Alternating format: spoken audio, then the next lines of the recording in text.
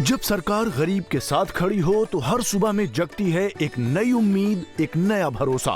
हमने गरीबों के उत्थान के लिए न केवल योजनाएं चलाई बल्कि यह भी सुनिश्चित किया है कि वे धरातल पर उतरें। अब गरीब परिवारों को अपनी बेटियों की शादी की चिंता नहीं करनी पड़ती है।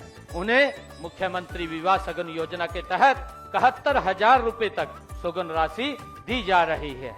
गरीब महिलाओं को रसोई के धुएं और महंगाई से राहत देने के लिए हम हर महीने केवल 500 रुपए में गैस सिलेंडर दे रहे हैं।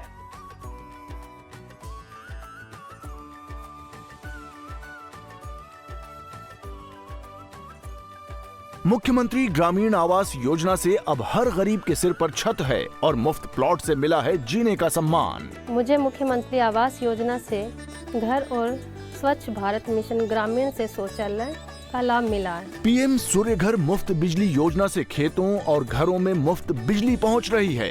अब किसान भी आत्मनिर्भर और बच्चे भी रोशन भविष्य की ओर। जब गरीब को इलाज का बोझ न उठाना पड़े और बुजुर्गों को मिले 5 लाख रुपए तक का मुफ्त उपचार, तभी तो हर चेहरे पर लौटती है मुस्कान। गरीब की खुशहाली ही हरियाणा की असली पहचान है। जब हर चेहरे पर मुस्कान हो तभी पूरा होता है सशक्त हरियाणा का सपना।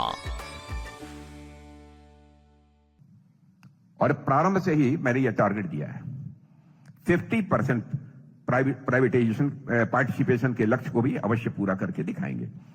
और आप लोगों का एफर्ट मजबूती से दिखता है कि आत्मनिर्भरता हमारे लिए केवल एक स्लोगन नहीं रही है बल्कि एक प्रैक्टिकल रियलिटी के रूप में स्थापित हो रही है।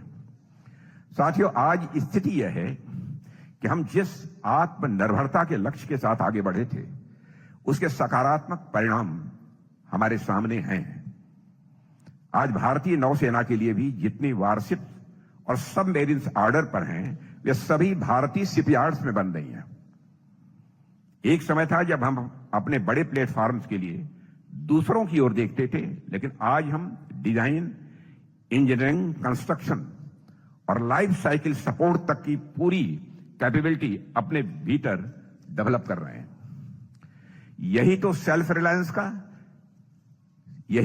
रिलायंस की ट्रू मीनिंग प्रसन्नता हो रही है कि डिफेंस सेक्टर में भारत पूरी गति के साथ सेल्फ रिलायंस की ओर अपने कदम बढ़ा चुका है।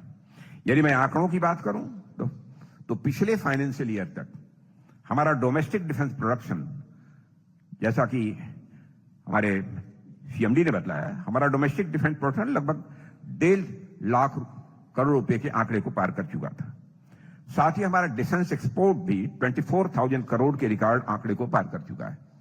और मैं आपको जानकारी देना चाहता हूं कि शायद इसी अप्रैल यानी 2 महीने के अंदर, 2.5 महीने, 3 महीने के अंदर यह हमारा डिफेंस एक्सपोर्ट अप्रॉक्सीमेटली 29,000 करोड़ तक का होगा।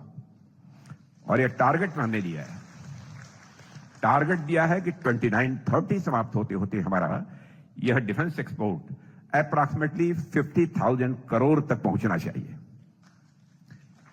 हालांकि इन आंकड़ों से हमें ओवरवेल्म्ड नहीं हो जाना है। हमें अभी और भी बहुत आगे की यात्रा करनी है। यहां सारे नंबर्स कुछ मायने नहीं रखेंगे, हमें नंबर्स से भी आगे देखना है। मुझे पूरा विश्वास है कि हम सभी मिलकर उस दिशा में भी आगे बढ़ेंगे। और मुझे पूरा विश्वास है कि आप लोग 50% प्राइवेट पार्टिसिपेशन के लक्ष्य को भी अवश्य पूरा करके दिखाएंगे। और प्रारंभ से ही मैंने यह टारगेट दिया है 50% प्राइवेटाइजेशन पार्टिसिपेशन के लक्ष्य को भी अवश्य पूरा करके दिखाएंगे। और आप लोगों का एफर्ट मजबूती से दिखता है कि आत्मनिर्भरता हमारे लिए केवल एक स्लोगन नहीं रही है बल्कि एक प्रैक्टिकल रियलिटी के रूप में स्थापित हो रही है। साथियों, आज स्थिति यह है कि हम जिस आत्मनिर्भरता के लक्ष्य के साथ आगे बढ़े थे उसके सकारात्मक परिणाम हमारे सामने हैं। आज भारतीय नौसेना के लिए भी जितनी वारशिप और सबमरीन्स ऑर्डर पर हैं वे सभी भारतीय शिपयार्ड्स में बन रही हैं। एक समय था जब हम अपने बड़े प्लेटफॉर्म्स के लिए दूसरों की ओर देखते थे, लेकिन आज हम डिजाइन, इंजीनियरिंग, कंस्ट्रक्शन और लाइफ साइकिल सपोर्ट तक की पूरी कैपेबिलिटी अपने भीतर डेवलप कर रहे हैं। यही तो सेल्फ रिलायंस की ट्रू मीनिंग।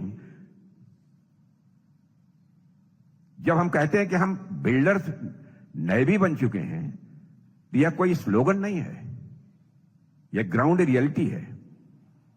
और साथियों, यहां यह भी समझना जरूरी है कि बड़े बड़े प्लेटफॉर्म्स का निर्माण मात्र ही शिपयार्ड की उपलब्धि नहीं होते हैं, इसके पीछे पूरा इंडस्ट्रियल स्ट्रक्चर काम करता है।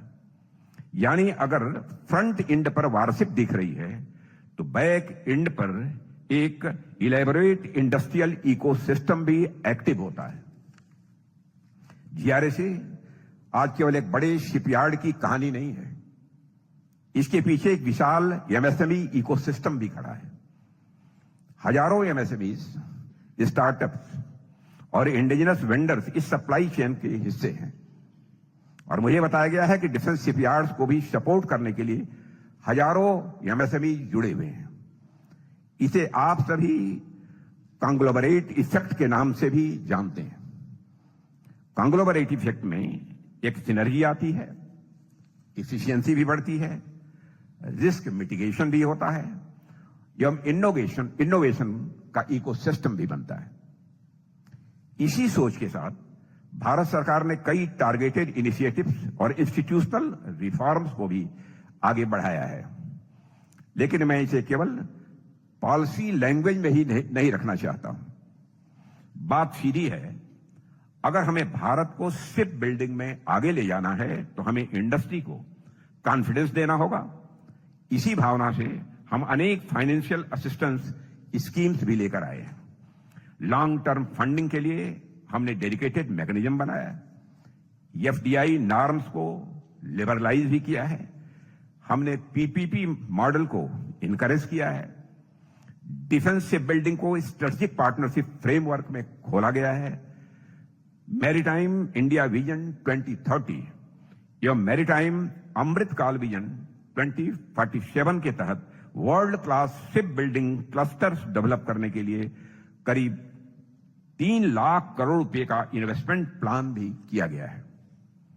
साथियों, आज कोस्टल एसेट्स में क्लस्टर्स डेवलप किए जा रहे हैं।